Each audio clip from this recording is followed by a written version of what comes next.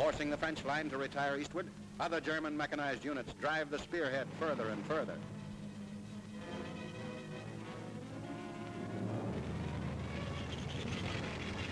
Hidden Nazi guns keep up the attack.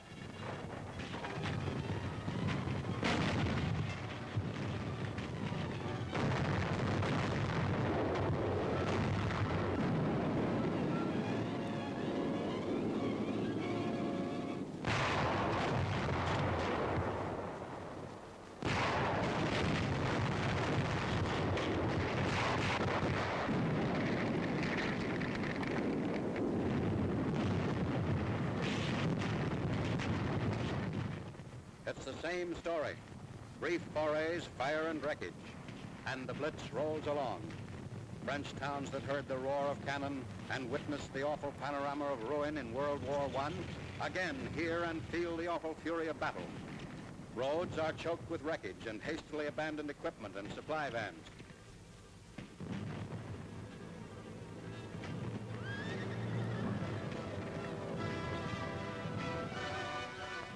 The Marne River is reached by the Germans. The French have been forced to abandon Chateau Thierry on the north bank of the river. The fighting goes on in the little villages bordering on the Marne. The river crossing operation. An engineer swims across the Marne with a guideline for the rubber boats. The area is still under fire.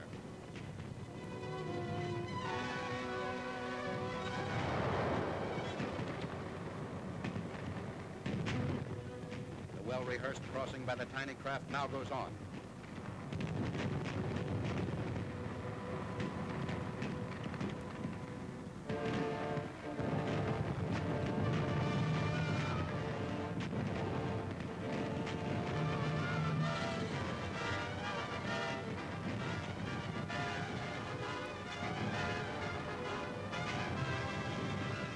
This operation of the Nazis takes place on June 13th. The French lines had held to some extent in the face of terrific odds. Now the rout is almost complete. Paris is about to fall.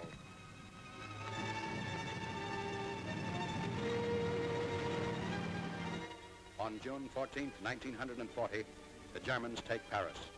There is no opposition, as all the French troops have been withdrawn. The famed Arc de Triomphe looks down upon the conquering Nazi columns. Here, France's greatest heroes have tread. Here, Hitler adds his supreme insult. But in the months and years to come, it is to act only as a further incentive for the fighting Free French, united in a new Allied cause, to help drive these invaders from Paris and from all France.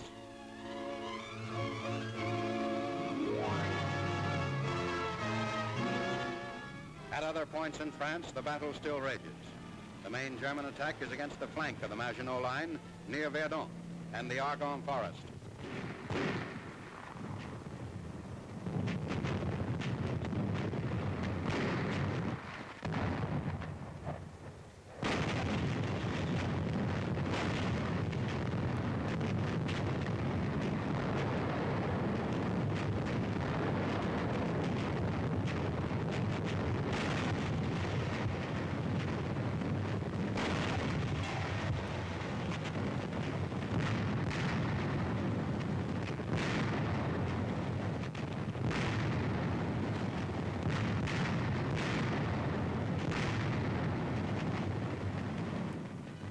The German victories continue, and more Frenchmen are forced to surrender. On territory where 22 years before, Allied forces under General Pershing pushed victorious offensives, there is now bitter reversal.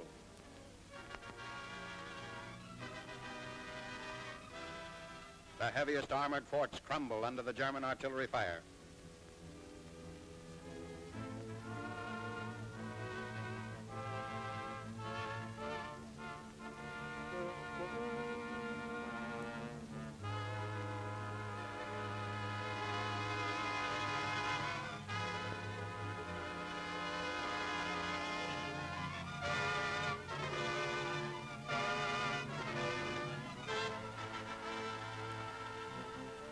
Defeat for the French at Verdun, historic old battle scene.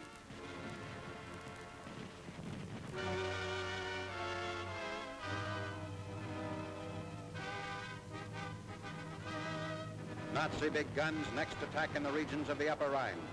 The objective is to completely cut off the Maginot Line and end all resistance down to the French-Swiss border. Right now, the German soldiers are beginning a crossing of the heavily fortified Rhine, an operation that affords an interesting study of this particular tactic. The crossings are rapid, speedboat fashion. A smoke screen has been laid down to veil the crossing.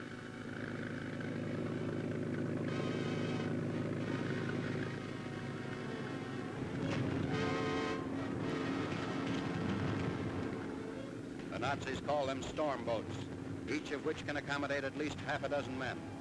As protection against gunfire, all crouch low in the boats. That is, except the pilots. The ferrying job goes on for some time, back and forth across the Rhine.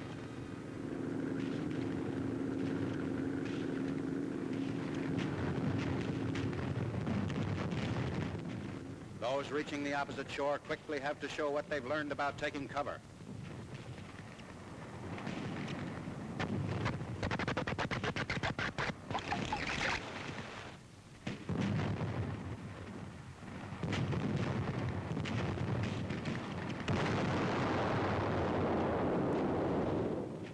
After conquering the Rhine, the Nazis attack in the area of the Vosges Mountains.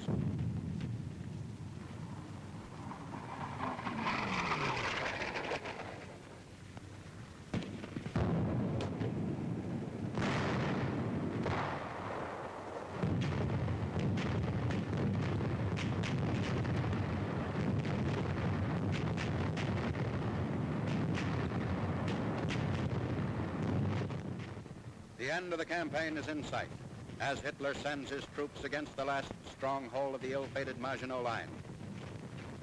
Loyal and heroic French soldiers within the fortified line man their guns until the end. The odds are great, the cause almost lost, but the enemy will know that he has been in a fight. Last barriers are removed by the Germans. And then the flamethrowers go to work.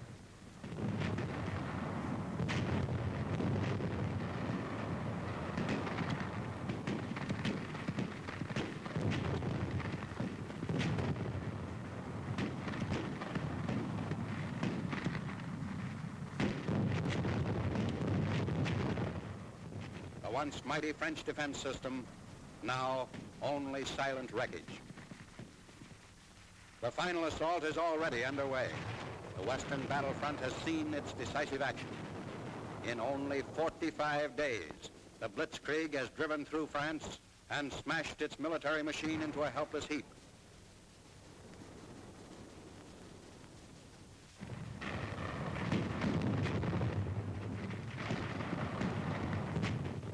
Among the last to go is this tortoiseshell-like fortification.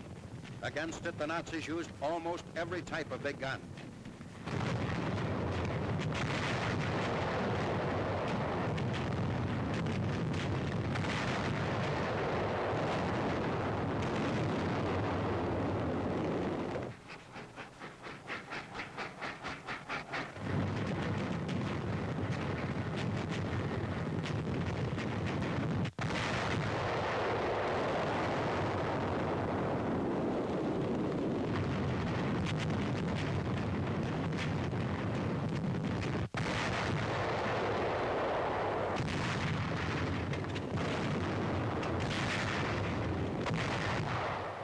Watch closely and you'll see the shells actually falling near their target.